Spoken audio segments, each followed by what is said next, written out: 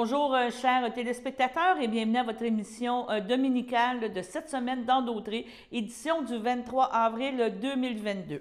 Nous allons avoir plusieurs sujets tout au long de cette heure d'émission. On vous rappelle que c'est le rappel de ce qui s'est passé dans la semaine. Premièrement, il y a eu une grosse controverse et elle a continué encore cette semaine concernant les commentaires des conseillers municipaux lors de la rencontre au début avril au sujet de la salle communautaire. Beaucoup de réseaux sociaux, beaucoup de gens ont parlé du fait que les conseillers avaient dit qu'ils laisseraient la population décider alors que c'est eux qui ont décidé pour présentement mettre le projet de centre communautaire sur la glace à Saint-Ignace de Loyola. Il y a eu aussi une rencontre extraordinaire à la ville de Berthierville pour parler de différents sujets et on a parlé d'achat de panneaux de signalisation, panneaux routiers indiquant la vitesse pour différents endroits dans la ville de Berthierville et une première nomenclature des gens les organismes qui vont recevoir des montants d'argent dans le cadre du 350e anniversaire de Berthierville. Nous avons parlé à Shahid Ayou, qui est administrateur à Culture Lanaudière et qui nous a parlé d'un nouveau groupe Facebook qui est là pour supporter les artistes de la région Lanaudière. Nous avons rencontré Mathieu Jacques, qui est le président du Jeune Barreau de Montréal, qui tient en fin de semaine, le 23 et le 24 avril, des cliniques juridiques gratuites par téléphone. Donc, vous pouvez encore aujourd'hui téléphoner jusqu'à 15 heures pour avoir de l'information juridique. Nous avons rencontré Éric Fortier, DG de la Caisse des Jardins de Dautré, qui nous parle des journées portes ouvertes qui vont arriver au mois de mai 2022. Maintenant, vous avez aussi des petites capsules qui proviennent de Sopfeu, qui parlent des dangers des feux de forêt, des feux qui se tient au printemps. Donc, c'est vraiment quelque chose qu'il faut tenir compte si on décide de faire un feu dans notre cour. En terminant, on peut vous parler aussi de Guy Lafleur. On n'a pas le choix. On a eu une grosse nouvelle le 22 avril et nous vous présenterons un extrait d'un reportage qui avait lieu à Berthierville en décembre 2002 alors que les anciens Canadiens étaient venus jouer au hockey à Berthierville. Et vous avez aussi un extrait d'entrevue de M. Marc Coyot-Cournoyer qu'on a connu comme un ami proche de Guy Lafleur qui est venu nous parler de Guy Lafleur. Qui était-il et quels étaient ses sentiments suite à son décès. Donc, c'est un résumé de ce qui s'est passé cette semaine dans la MRC de Dautré, dans nos émissions à toutes les semaines, à tous les jours, de nos bulletins de nouvelles. Et c'est un résumé qu'on vous présente. Bonne écoute. Bonjour Chadi, ça va bien? Bonjour. Bonjour, tu me permets qu'on se tutoie, on se connaît par l'entremise de différents organismes.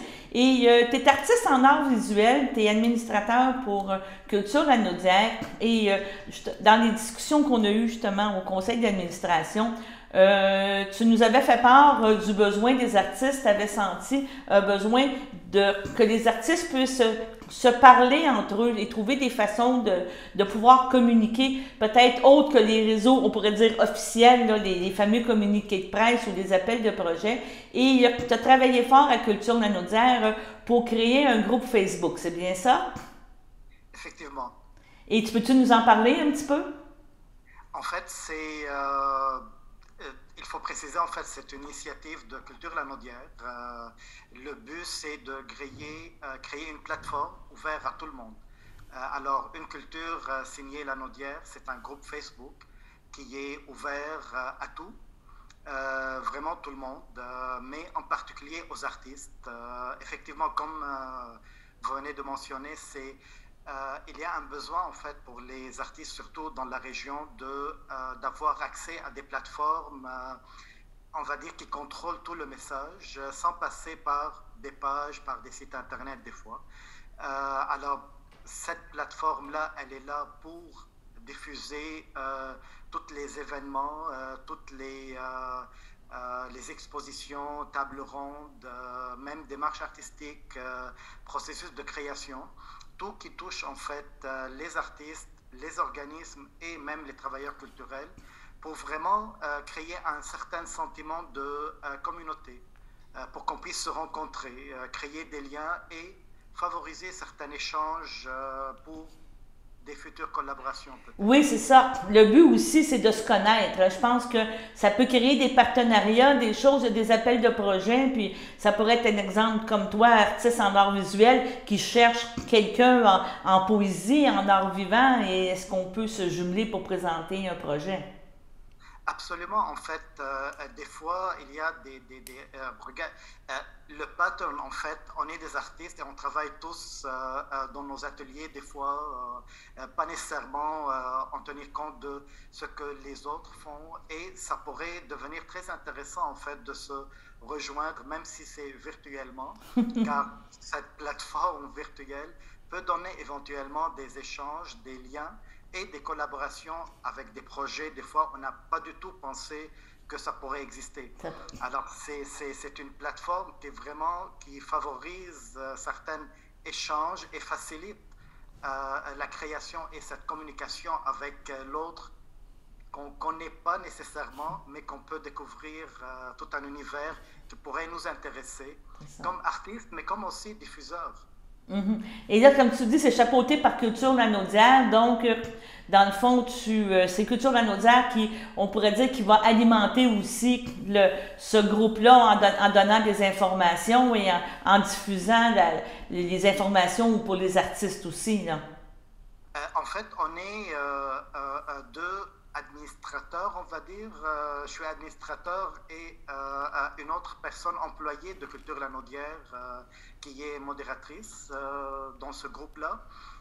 Bien sûr, Culture Lanaudière aussi diffuse et partage des publications dans ce groupe, mais on vise vraiment que les artistes prennent en charge et les organismes prennent en charge ce groupe-là et qu'ils partagent par eux-mêmes les événements sans attendre vraiment à que soit Culture Lanaudière ou n'importe qui diffuse et donne de la visibilité à leur travail.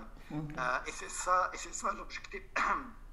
Excuse-moi, et c'est ça l'objectif premier en fait, que vraiment l'artiste eux-mêmes s'approprient cette plateforme-là pour vraiment diffuser et promouvoir leur travail. Okay.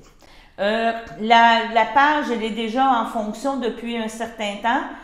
Elle est ouverte présentement, là. Si on veut s'inscrire, on peut déjà aller s'inscrire sur la page. Exactement, en fait, c'est un groupe. On peut rentrer dans ce groupe-là, puis cliquer sur rejoindre le groupe.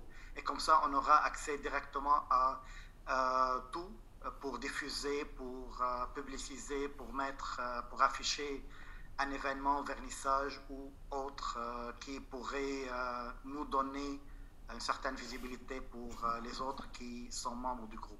Est-ce que tu as un objectif de membre de groupe? Est-ce que vous avez déjà envoyé une espèce d'invitation, d'objectif à qui tu veux combien de personnes ou combien d'organismes tu veux qu'ils rejoignent le groupe, ou tu vas être content quand ça va commencer graduellement puis ça devrait bien aller? En fait, ça fait 2 semaines, 3 semaines à peu près qu'on existe sur Facebook et on est à une centaine de membres. Il y a pas mal de publications, mais vraiment, il n'y a pas un plafond des membres ou des inscriptions. Au contraire, plus qu'on arrive à rejoindre des gens qui s'inscrivent, plus que c'est mieux. Plus que ce message véhicule, le groupe grandisse, ça va être génial, car c'est tous les artistes, tous les organismes, tous les diffuseurs peuvent facilement se rejoindre et échanger entre eux. Alors vraiment, il n'y a pas des plafonds, des objectifs ou quoi que ce soit. Au contraire, on est ouvert à toutes les possibilités. On pourrait dire que l'objectif, c'est que ça permette à tous les artistes et toute la communauté artistique, culturelle de pouvoir échanger. Là, notre objectif final va être vraiment atteint, que ça devient vraiment une page on pourrait dire qui est active, qui est vivante et qui est vraiment axée sur la culture. Effectivement, ça, en fait. Maintenant, peut-être, moi et Noémie, on est plus dans on partage plus des publications, mais l'objectif, comme vous avez dit, en fait, c'est vraiment que les artistes eux-mêmes prennent en charge cette plateforme-là diffuser, et plus qu'on grandisse en nombre, plus que ça va être un groupe incontournable en fait pour diffuser tous les événements culturels et artistiques qui se passent dans la région. Est-ce que tu peux nous rappeler le titre de la page Facebook en terminant? C'est un groupe, une culture signée Lanaudière. Une culture signée Lanaudière. OK. Voilà, une initiative de culture Lanaudière. On l'a lancée vraiment il y a 2-3 semaines. Parfait. Et si à la limite, on veut avoir des informations, bien, on peut communiquer avec Culture Lanaudière si on a des problèmes de connexion ou avoir comment vraiment être sûr qu'on est bien dans le groupe. Bien, Culture Lanaudière offre du support aussi informatique là, pour pouvoir être sûr qu'on s'intègre au groupe. Absolument. En fait, quand même, on a lancé des invitations à beaucoup de gens, à beaucoup d'artistes, à beaucoup d'organismes, à beaucoup de pages qui existent déjà. Mais ils peuvent chercher l'information avec Culture Lanaudière certainement, mais avec toutes sortes d'autres membres qui sont déjà inscrits sur le groupe. Alors, ils peuvent faire ce lien-là. Quand même, c'est une chaîne un peu qui grandit. C'est ça, exactement. Bon, ben je te remercie beaucoup, Shadi. Puis, si tu avais d'autres communications, je n'ai vu pas. On est là pour ça. Merci beaucoup. Merci. Je suis en compagnie de M. Mathieu Jacques, qui est le président du Jeune Barreau de Montréal. Bonjour, M. Jacques. Merci de nous recevoir ce matin. C'est sûrement des périodes quand même très achalandées là, au niveau de votre profession, là, avec tout ce qui se passe présentement. Et de nous accorder quelques minutes, c'est bien apprécié. Ça me fait plaisir. Merci à vous de me recevoir. D'accord. Et qu'est-ce qu'on comprend, c'est que vous êtes président depuis le mois de mai 2021, donc votre mandat se termine en mai 2022, mais vous êtes impliqué au niveau du Jeune Barreau depuis plusieurs années. Oui, effectivement. Donc, depuis 2017 que je suis impliqué, et notamment dans ce projet-là qui me tient à cœur, qui se déroule cette fin de semaine, notre clinique juridique téléphonique. OK. Ces cliniques-là, c'est venu quoi justement de faire une promotion premièrement du Jeune Barreau possiblement, mais aussi de répondre à des situations, de répondre aux gens, de se faire connaître. C'était quoi le premier objectif de cette campagne-là qui va avoir lieu en fin de semaine? Je vous dirais l'objectif premier, on parle d'une initiative qui a plus de 30 ans, c'est parce que comme jeune avocate et avocat, on a constaté qu'il y avait des enjeux au niveau de l'accès à la justice. Et ça se veut une réponse à ces problématiques-là au niveau de l'accès à la justice. Et depuis 2017, on s'est même mis à faire cette initiative-là 2 fois par année, en octobre et en avril, parce qu'on constate vraiment qu'il y a une demande, que les citoyens ont des questions, qu'ils ont besoin d'être orientés. Donc, on est vraiment là présent cette fin de semaine pour répondre à ces questions-là et aider les citoyens. Il faut dire que ça s'adresse à toute la population du Québec. C'est un numéro 1-800 qu'on peut composer et que c'est pas parce que vous êtes le Jeune Barreau de Montréal que vous ne pouvez pas être de Québec, de Berthier ou d'un autre endroit pour avoir un conseil juridique. Tout à fait. Pour avoir été bénévole, moi, depuis 2017, on répond à des appels partout au Québec. Donc, il ne faut pas hésiter. Puis, un élément que je tiens à souligner, c'est on répond à tous les sujets. Il ne faut pas attendre que la situation est dégénérée là, pour aller chercher de l'information. Je veux dire, on fait aussi un aspect, ce qu'on appelle la prévention des différends. On veut donner de l'information pour que les gens soient mieux informés, pour éviter qu'ils se ramassent dans le système judiciaire à devoir aller à la cour. C'est ça. C'est parce que vous donnez vraiment des conseils juridiques. Ce qu'on explique, c'est que tous les gens qui vont répondre sont des avocats qui font de la pratique présentement. C'est exactement ça. Donc, écoutez pas le beau-frère, la belle-sœur qui vous dit non, le contrat, il y a ci, il y a ça, ça serait demain. Vous êtes capable de donner des informations correctes et véridiques comment traiter un dossier. Exactement. Tous ceux qui répondent sont des avocats. Comment ça fonctionne? C'est quand vous appelez, il y a un réceptionniste à qui vous allez expliquer votre situation. Lui va pouvoir qualifier c'est quel type de questions juridiques.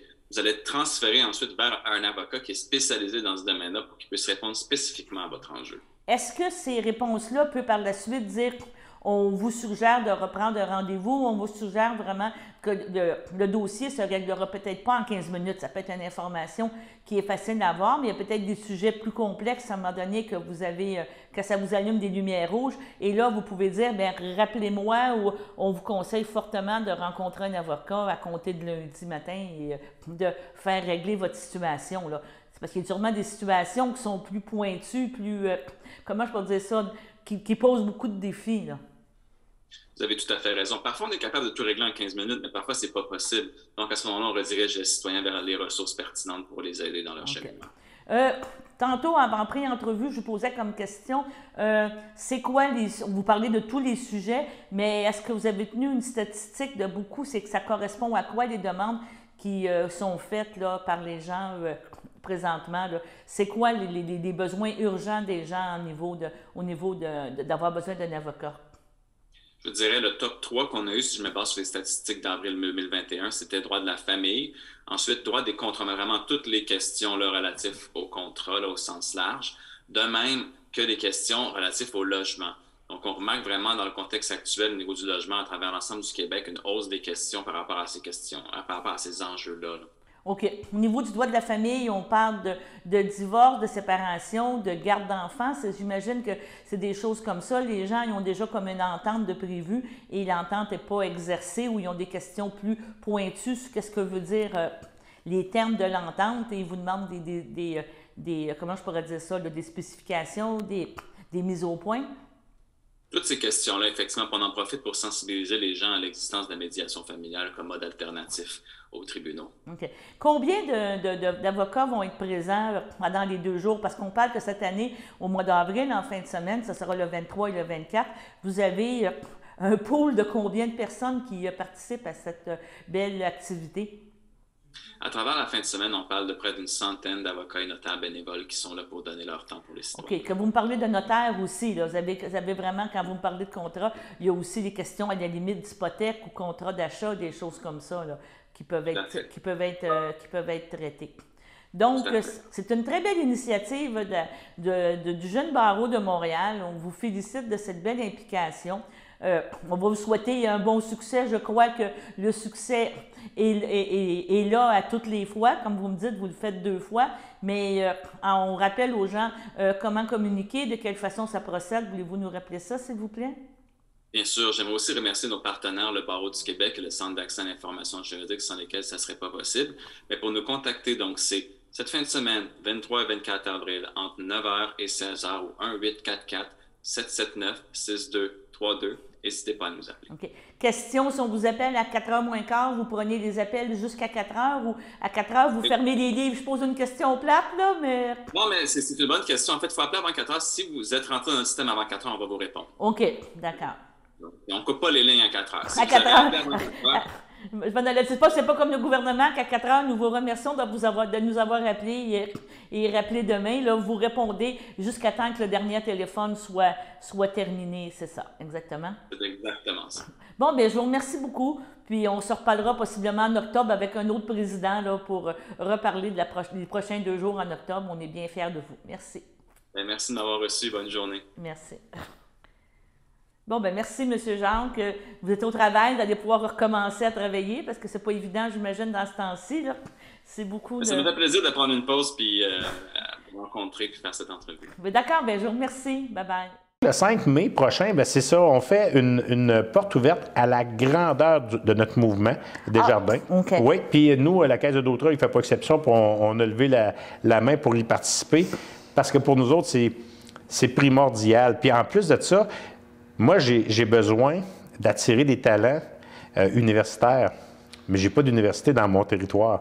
Alors, il faut que je sois capable d'avoir de l'écho aussi, autant sur un côté vers Montréal, autant sur l'autre côté vers Trois-Rivières, pour être capable de rappeler qu'on est un employeur de choix au Canada. On fait partie, je pense, c'est le 8e sur 20 des employeurs de choix au Canada. On a une belle cote de popularité, on traite bien nos gens, puis j'en fais partie. Là. Je fais partie des gens qui sont bien traités parce que c'est la réalité. Ça fait qu'on est à se battre, je vous dirais, à journée longue pour encourager ces jeunes-là. Parce que là, nous, ce qu'on vise particulièrement, c'est des gens qui ont à se questionner sur je fais ça ou ça. Bien, j'aimerais peut-être que tu ferais ça, puis ça, c'est en nous. Fait que comment je peux faire pour persuader ces jeunes-là? Puis souvent, hein, Daniel, pour savoir que tu vas encore au 2e cycle, puis que tu travailles fort toi aussi, bien, quand on étudie longtemps, à un moment donné, on est conscient que quand quelqu'un nous touche le cœur, c'est pas trop long qu'on donne de l'écho à nos amis qui sont dans notre grappe à l'université. Ça fait que si je peux réussir par ce genre de porte ouverte-là à attirer l'attention de 1 ou 2 ou 3 individus, ou individueux, on s'entend, bien à ce niveau-là, j'ai peut-être des chances d'en avoir multiplié par 3 ou par 2, ce nombre-là. Puis c'est à peu près ce qu'on est toujours avec une ouverture de poste à peu près de 5-6 offres d'emploi constamment. Puis c'est des offres d'emploi bien rémunérées. C'est des offres d'emploi qui ont simplement besoin de papier pour avoir le droit de s'asseoir. Puis à partir de là, comme tu disais, les programmes de formation sont extraordinaires. Chez nous, là, ils sont, Daniel, au moins 3 mois, si ce n'est pas 4 mois, à l'étude avant de toucher à un premier contact client. Fait qu'on prend ça pas mal au sérieux. Puis un peu on joue dans les statistiques, là, un peu comme tous les bons employeurs de choix, bien, je vous dirais qu'on réussit à dire que notre employé va être pleinement opérationnel après 12 à 18 mois.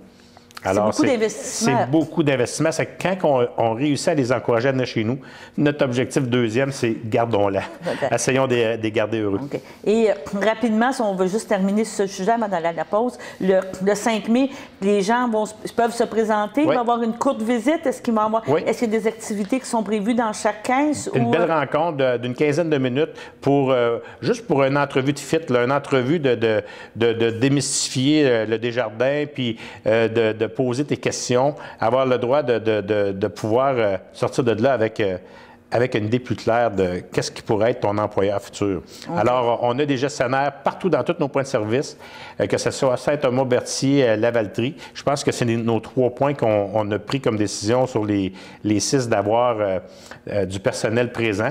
Et puis, porte ouverte. Et pas de rendez-vous. Tu amènes ton CV. Puis par la suite, s'il y a quelque chose, s'il y a déjà un match ou quelque chose, il pourrait à la limite avoir déjà une offre ou avoir quelque chose. Ça pourrait aller bien rapidement parce que je dois avoir encore 5 ou 6 postes ouverts présentement. Juste une question. Je m'aperçois qu'il reste 8 000 $ sur le 50 000. Oui. Faites-vous un nouvel appel de projet? Juste une question comme ça. Ceux qui ont été adoptés, c'est une très bonne question. J'aurais peut-être dû le mentionner. Ceux qui sont mentionnés, c'est qui ont été acceptés tels quels dans leur projet. Ils ont déposé leur projet dans les temps voulus tels quels. Maintenant, ceux qui ne sont pas mentionnés, c'est pas on n'a pas rejeté automatiquement, c'est juste qu'ils vont devoir peut-être retravailler, ils vont être recontactés à ce moment-là. Mais oui, il y a 8 000 $ toujours de disponibles. On avait dit que c'était 50 000 $. Nous, on a un budget quand même. La Ville, on s'est réservé 150 000 $ pour organiser. Selon les projets qui vont nous être proposés, on va réanalyser. C'est comme un deuxième tour, si on veut. Donc, on verra rendu à 50 000 si les projets sont intéressants. On ne fermera pas la porte, mais normalement, on vous laisse en tenir. Le budget total ne devrait pas dépasser 200 000 $. D'accord. Bien, merci.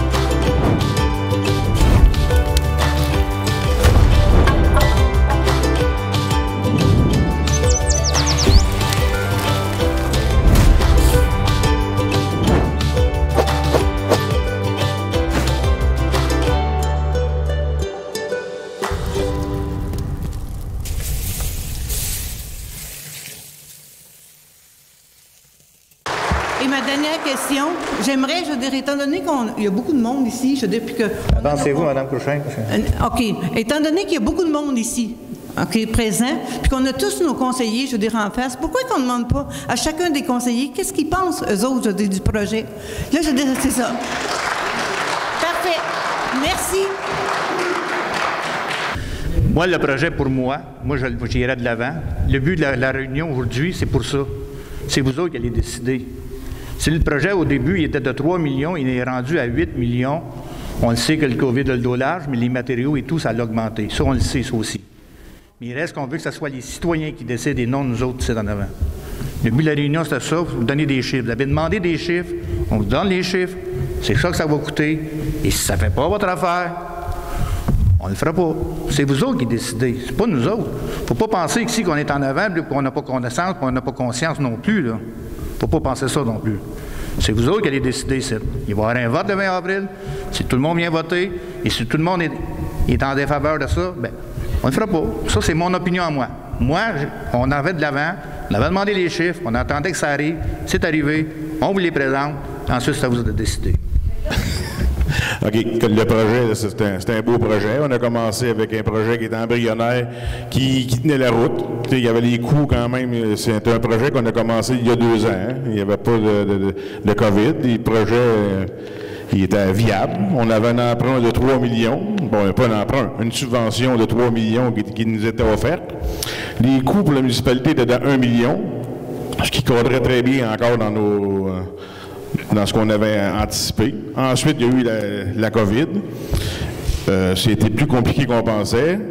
Les coûts, ils ont monté, mais pas rien pour arrêter le projet. En octobre, ils nous ont parlé que les coûts augmenteraient, mais c'était encore viable, selon les calculs qui avaient été faits par nos employés de bureau.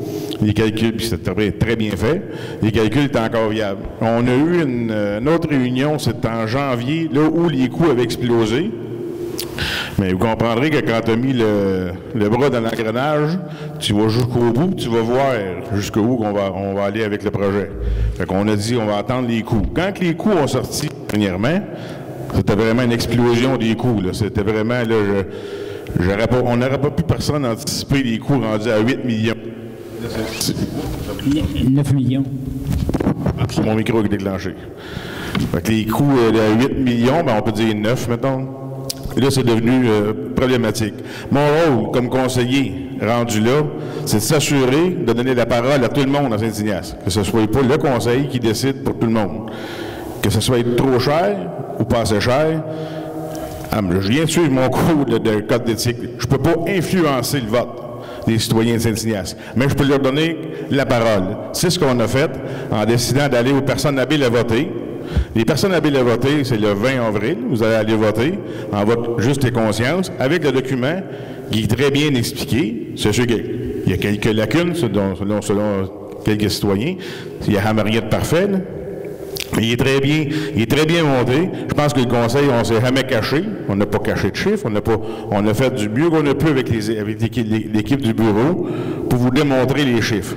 C'est-tu trop élevé? Si-tu passes, poser la question, c'est y répondre. Mais il n'y a rien pour rien. C'est pas vrai que les coûts vont diminuer dans les années futures. On peut-tu diminuer le projet? Écoutez, là, présentement, on en est là. On suit les étapes légales pour que la population ait la chance de décider. C'est ce que le Conseil a fait, c'est de prendre, je vais répéter un petit peu, c'est de prendre les moyens légaux, les personnes habiles à voter. Si c'est pas beaucoup de monde, on va de l'avant. Si les gens ne veulent pas, on va retourner faire nos devoirs. On est élus par vous autres, on travaille pour vous autres. Fait que c'est comme ça, en vous passant la parole, c'est pas 6 personnes qui vont décider, mais bien tout le monde qui a le droit de vote, d'aller exercer son droit de vote pour le futur. C'est ma position. Moi, la mienne, c'est que Louis-Charles a très bien résumé la pensée qu'on a. C'est une des raisons pour lesquelles on est tous ici en ce moment, puis qu'on est à l'écoute des complaintes des gens. Merci.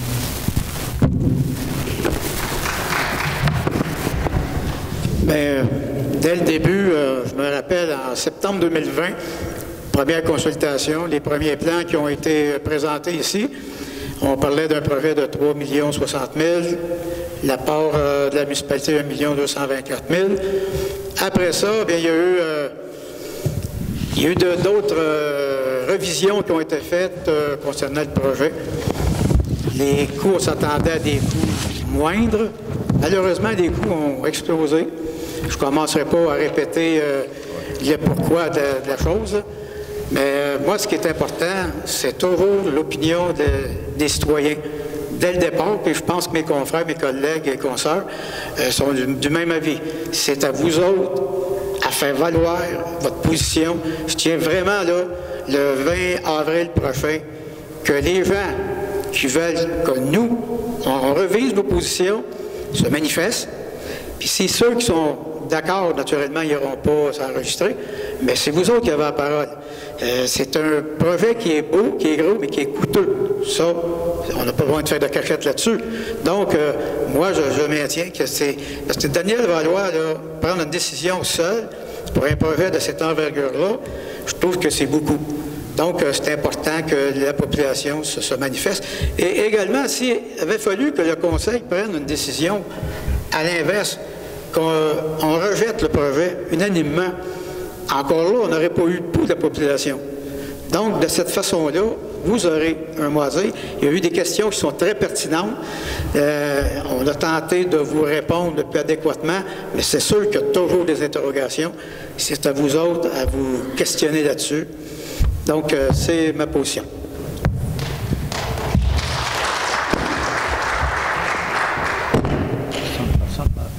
Oui, alors moi, au départ, j'étais pour le projet dans le cadre actuel du projet initial. Maintenant, vu l'ampleur du projet et que ça ne répond plus au cadre initial qui a eu le référendum, c'est vous qui allez décider de la suite du projet.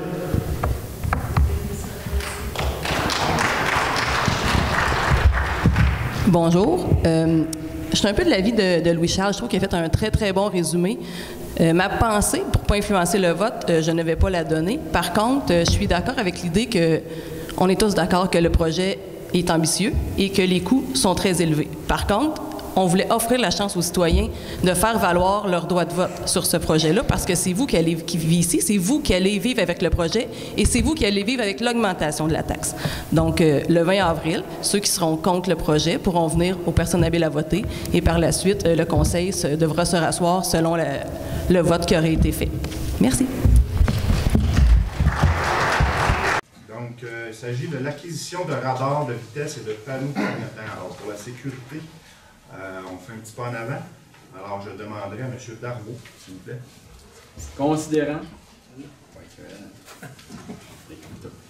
Considérant que le budget 2022 prévoit l'achat de radars de vitesse avec alimentation solaire afin d'inciter les automobilistes à réduire leur vitesse sur le territoire, et ce par un financement au moyen d'une appropriation à l'excédent non affecté.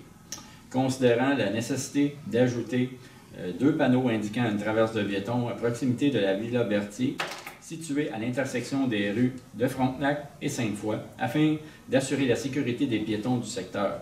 Considérant les offres déposées par la compagnie Trafic, Signalisation Qualitech Incorporée et Signal Service Incorporée, en conséquence, je propose d'autoriser l'achat d'équipements de signalisation solaire auprès de la compagnie offrant le meilleur prix pour une dépense n'excédant pas 35 000 $, toute taxe incluse, pour les types d'équipements suivants.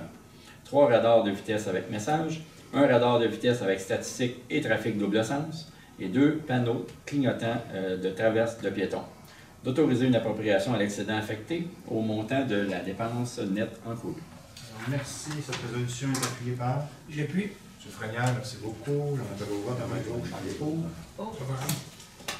Favorable.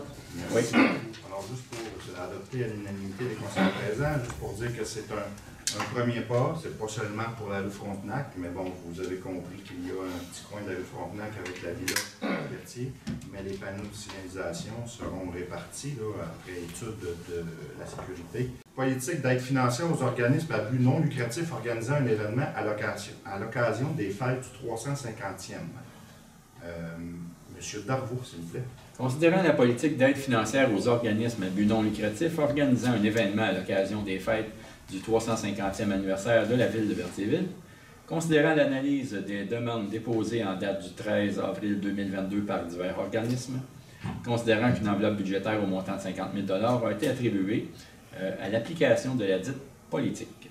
En conséquence, je propose d'accorder une aide financière aux organismes énumérés ci-dessous, respectant les critères d'admissibilité de la politique relative à l'organisation d'un événement à l'occasion du 350e anniversaire représentant un montant total de 42 000 $, à savoir l'organisme, l'Association des Chevaliers de Colomb, Conseil 29-28 Berthierville, pour un événement, une journée familiale le 9 juillet 2022, un montant de 4 000 $. Le Centre d'action bénévole d'Autrey, pour une journée porte ouverte pour le communautaire de Berthierville, le 21 septembre 2022, un montant de 4 000 $. Centre d'action bénévole d'Autrey. Si Berthier m'était compté, un voyage historique en musique, fin septembre, début octobre 2022, un montant de 6 000 $. La Chambre de commerce et d'industrie Berthier d'Autrey, Festival des microbrasseries Berthier-Brou, le 4 juin 2022, 4 000 $. Cible famille Brandon, salon de périnatalité et de la famille, 1er mai 2022, 4 000 $. Club de patinage artistique de Berthierville, revue sur glace 2022, 14 et 15 mai 2022, 4 000 $. Corporation du patrimoine de Berthier, spectacle de danse contemporaine tirant son essence de la culture et du patrimoine de Berthierville, mi-août à la fin août 2022, 6 000 $. Maison de la famille aux 80, première édition d'une course familiale, le 1er octobre 2022, pour 4 000 $.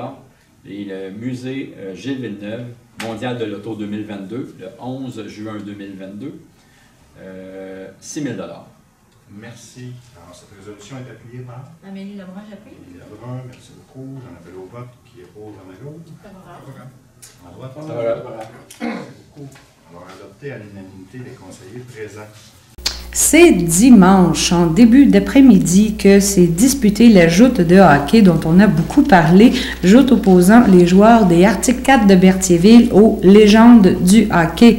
C'est dans l'enceinte de l'Arena Berthelaise, remplie à pleine capacité, que les spectateurs ont pu voir évoluer les anciens, mais toujours vedettes de la Ligue nationale.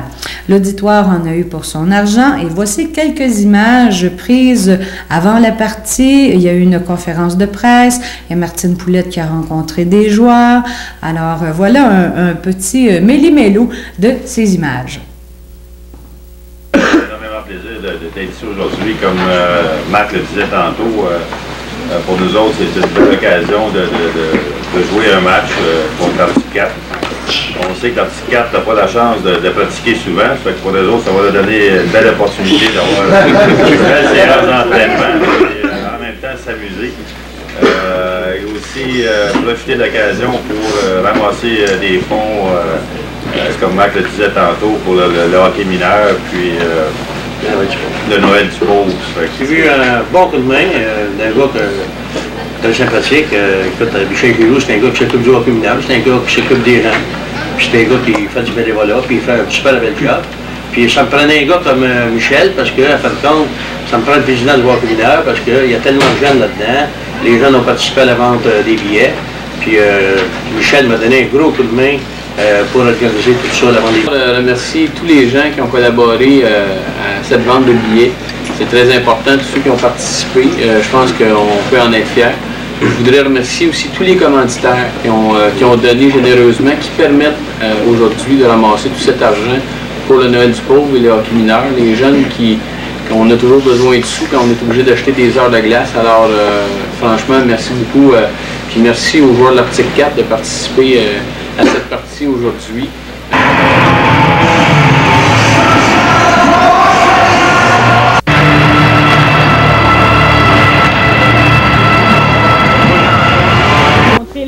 Les jeunes. On va essayer d'utiliser l'expérience aussi, de jouer la rondelle, parce que les autres, ils vont être plus rapides que nous. Alors, on va essayer de jouer un bon jeu de passe. Ben, je vous souhaite une bonne partie, puis on Merci se beaucoup. à la fin. Salut.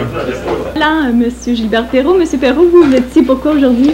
Si tu crois que l'amour t'a laissé tomber une autre fois. Chanteur de noces. Chanteur de noces. Et est-ce que vous allez chanter pendant la partie pour justement essayer que les jeunes soient moins concentrés? Moi, je chante sur le banc avec tous mes coéquipiers et puis c'est comme ça qu'on se met dans la partie. Donc, c'est votre stratégie pour vous, vous allez chanter pour déconcentrer puis l'adversaire. si c'est trop dur, on va jouer la trappe. M. Lambert. Et vous, qu'est-ce que vous trouvez de plaisant de venir jouer à Berthier aujourd'hui? Je sais que c'est pour des bonnes causes, qui sont le hockey mineur, le Noël du pauvre, mais qu'est-ce qui vous tient vraiment à cœur aujourd'hui? Bien, c'est pour venir voir le nouveau restaurant de Guy Lafleur. J'ai eu la chance de le voir juste une fois, puis là, mais apparemment, la réception a lieu là ce soir. Alors, vu qu'on est tous sur le bras à Lafleur, fait qu'on va en profiter. Après plusieurs années? Ah ben moi, ça fait toujours plaisir de revenir dans mon patelin, venant de Saint-Thomas-de-Joliette. C'est toujours le fun, je vois bien des amis ici dans le coin. Puis, moi, je suis souffleur de parole de Gilbert Perrault. Parce que des fois, il y a des petites plans de mémoire. C'est moi qui répète les paroles, surtout les chansons françaises. OK, parce qu'il connaît plus l'anglais que le français. Surtout le répertoire Elvis, il est très fort là-dessus. Connu de tous dans la région, un grand amateur de hockey, le plus grand fan de Guy Lafleur, le numéro 12, Payot Cournoyer.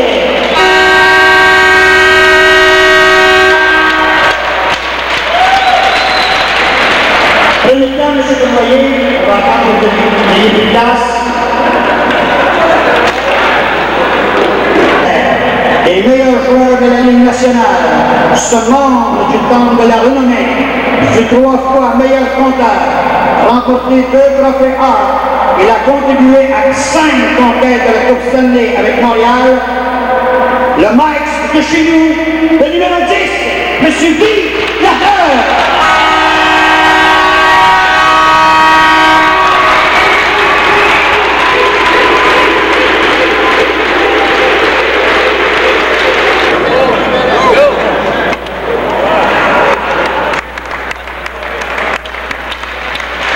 Je suis très heureux de participer comme développement du gouvernement du Canada pour féliciter tout le monde et les organisateurs pour cet événement très spécial pour les...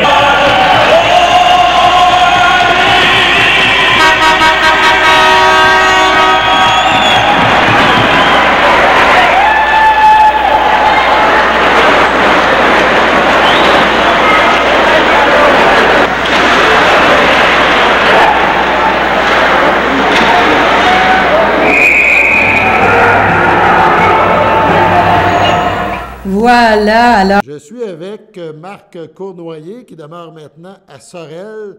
Mais c'est un gars, on va dire, c'est un gars de Saint-Ignace depuis toujours.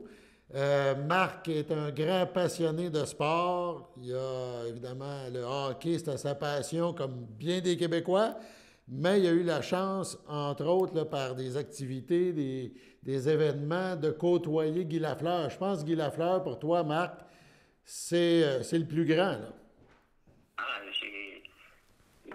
Guy Lafleur, puis Gilles aussi, là, mais Guy Lafleur, ça a commencé avec Jacques Boulay du Mike à Sorel. Il m'a dit que Guy voulait bâtir un Mike, puis s'en venir là, puis c'est là qu'on s'est rencontrés souvent. Quand il allait à quelque part, il me demandait si ça te tente-tu, je m'en vais à Québec, j'y allais. Après ça, on s'est connus de plus en plus, puis quand il voulait aller à quelque part, ben, il m'appelait. Coyote, tu viens-tu? Il m'en va là. On était sur Brodeur, on a cherché des photos à Québec, des réceptions. Je voulais aller avec lui, il m'appelait. J'y allais quand il m'appelait.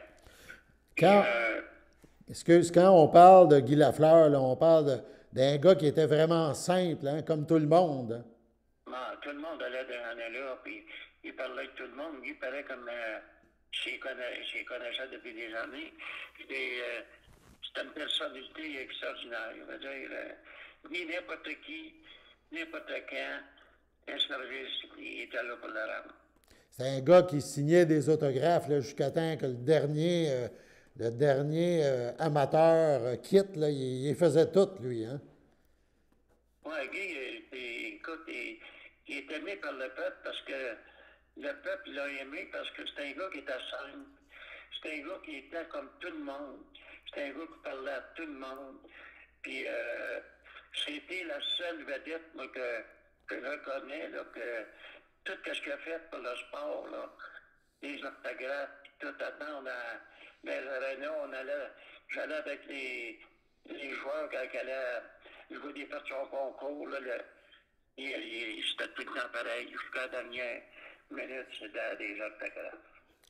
Toi, tu l'as appris comment? Évidemment, on savait tous que Guy Lafleur avait le cancer là, du poumon, que ça allait plus ou moins bien. Toi, tu as appris ça comment, là, cette nouvelle triste nouvelle-là? Ben, c'est Martin qui m'a appelé à matin, son gars, là. Parce qu'on avait nos numéros de téléphone, puis des fois, j'appelais là, ouais, comment que Félix qui me répondait, elle me disait, ben là, Coyo, il ne faudra pas te parler, là, ça sera pas tout le temps empirant. OK. Écoute, j'espère que ça va bien aller, en disant, puis je te remercie d'avoir appelé, puis là, ben, lui, il m'a appelé un matin pour me dire que son père était décédé.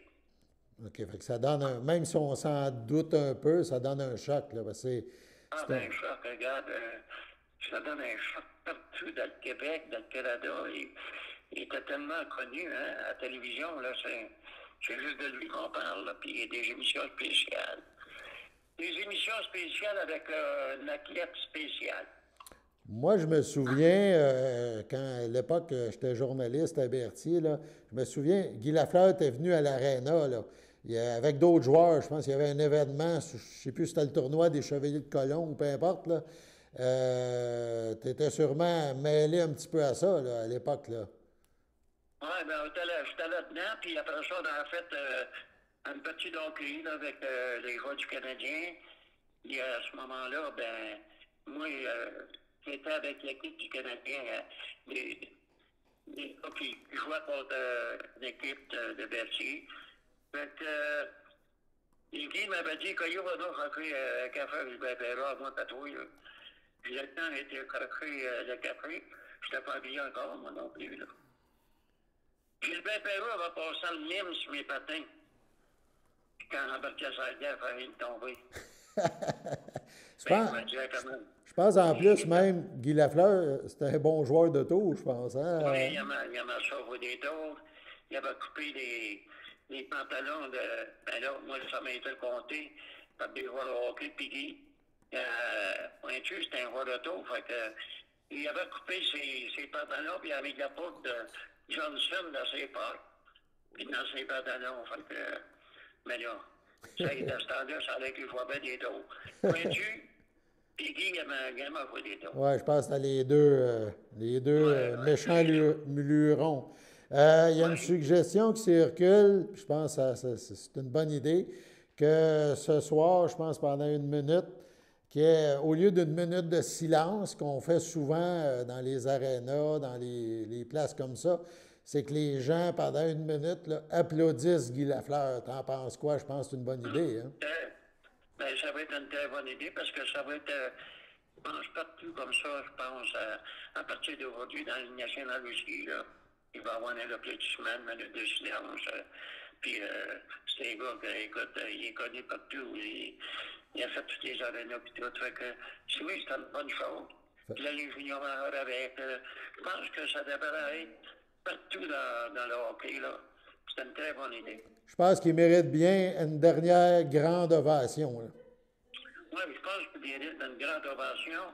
Et si je reçois une longue distance d'en haut, puis s'il me demande des coachs que l'équipe était préparée, je vais dire quelque chose. Il y a toute une équipe en haut dans le moment. Oui. Je pense qu'il retrouve d'autres grands noms qui nous ont déjà quittés, qui sont là. Je pense qu'eux autres vont être contents de le voir, mais nous autres, on est tristes. Là, mais il nous a fait vivre tellement de beaux moments qu'on va se souvenir de ça. Là. Écoute, le monde de ce temps-là, là, et moi, je suis venu en 44, là, puis le monde, là, il écoutait le hockey, puis écoute, on voyait la 3e période seulement, là, tu sais. Ouais.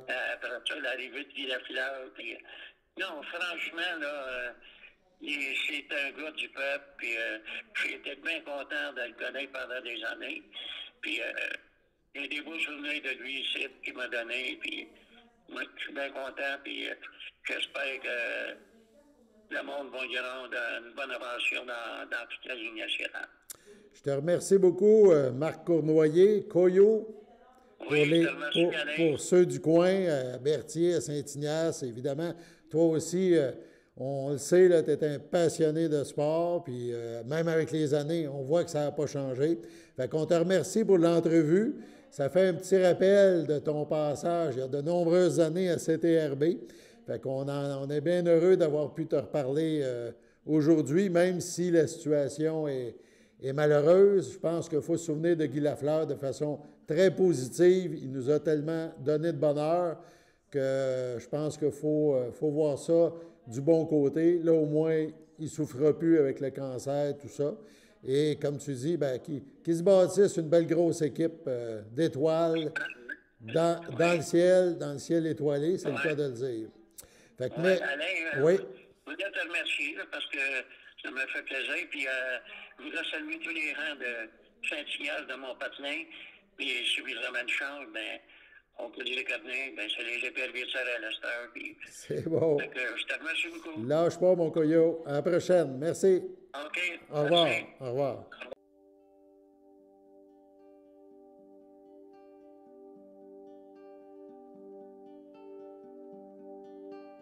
On va commencer debout. Donc, je vous rappelle que c'est le dernier cours de la série. Là, j'imagine que tout le monde est au courant. J'en ai parlé la semaine passée. J'ai envoyé une infolettre et j'ai fait l'annonce sur Facebook. Et puis, à nouveau, là, je remercie l'équipe du CRTB, Xavier, qui est juste devant, derrière la caméra, et puis Daniel, qui est derrière l'écran. Et voilà. Fait que, on va commencer le cours aujourd'hui debout. Fait que vous pouvez vous lever.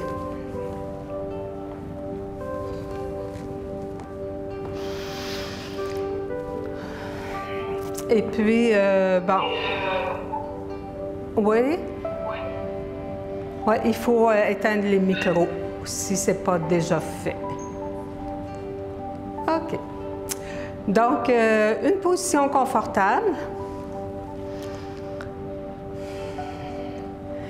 Et on va prendre quelques instants pour s'intérioriser.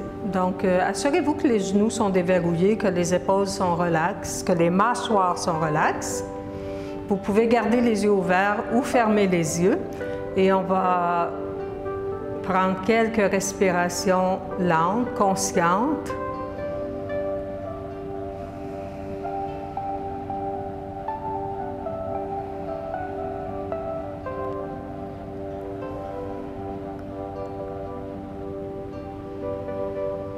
Et répétez mentalement son Sankalpa à quelques reprises.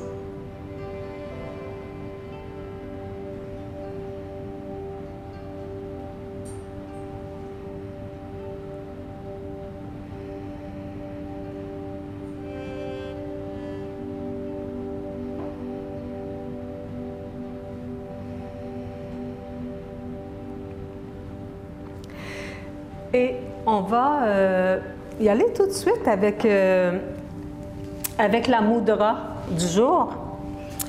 Donc, je vais prendre mon livre là, pour ne pas vous donner les bonnes instructions, puis pour ne pas vous donner les explications qui fitent avec une autre mudra.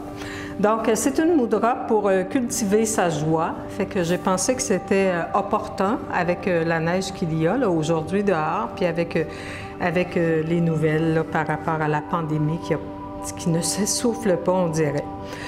Donc, cultiver sa joie en toutes circonstances, voilà ce que les mudras proposés vont vous apporter. En fait, il y a toute une série de mudras là, qui est toujours issue du même livre. Il y a toute une série de mudras qui aident à cultiver la joie ou à réguler les émotions, mais on va en faire seulement qu'une aujourd'hui. Donc, si vous vivez une journée de rêve, une mudra vous fera prendre davantage conscience de cette chance.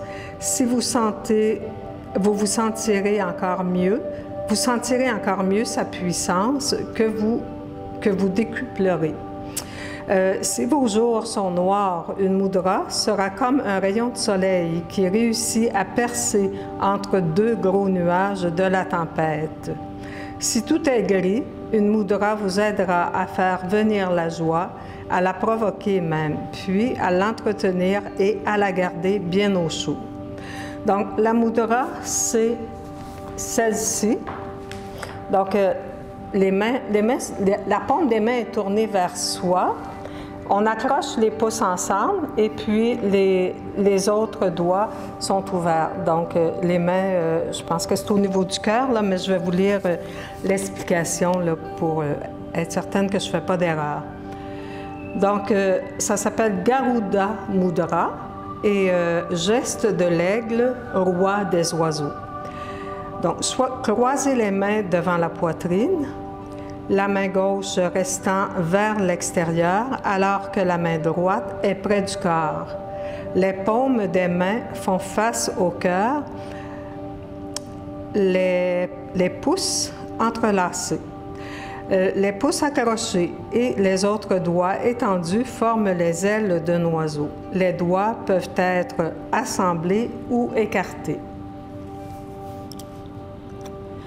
Bon. Garuda Mudra cultive l'harmonie et offre un sentiment de légèreté et de liberté. On la surnomme le geste de l'aigle en la position des doigts rappelant les ailes d'un oiseau. En faisant un balayage devant l'abdomen, le nombril, l'estomac et la gorge, un alignement subtil se fait en douceur et cultive l'harmonie en offrant un sentiment de légèreté et de liberté. Les pouces activent de manière puissante l'élément feu, purifiant ainsi les organes internes, et quand les mains s'ouvrent comme des ailes, ceci active la circulation du prana, l'énergie vitale, dans tout le corps. On peut ajouter un exercice de visualisation. Donc, visualisez une cage à oiseau plutôt, grande et belle, avec un magnifique oiseau à l'intérieur sur une terrasse au dernier étage d'un immeuble en ville, près d'un grand parc. Vous ouvrez la porte de la cage, l'oiseau s'envole, il virevolte dans tous les sens, ivre de bonheur, vous le regardez, vous souriez et il revient se poser non loin de vous avant de repartir voler, voler, voler. Le spectacle vous remplit de joie tout autant que d'être à l'origine de cette libération. Et le Sankalpa qu'on peut dire intérieurement, je me sens bien, je me sens libre, je me sens en joie.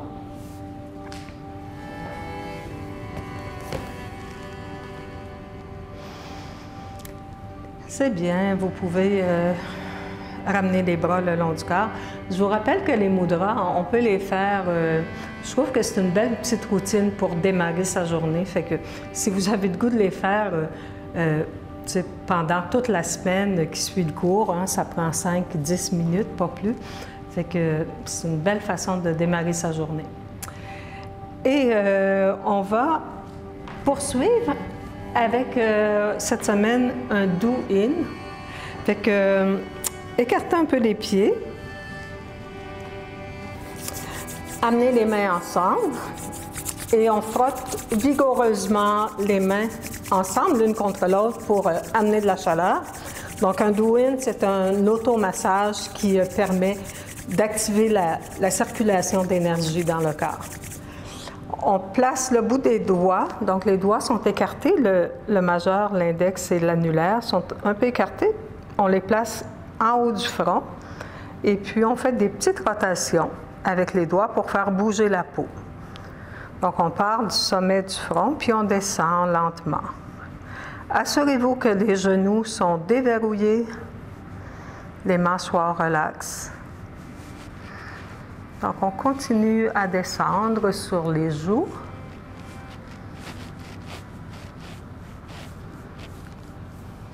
Jusqu'au maxillaire inférieur. Et puis, on va poursuivre avec des gestes plus spécifiques. On va coller, peut-être Xavier, que tu pourrais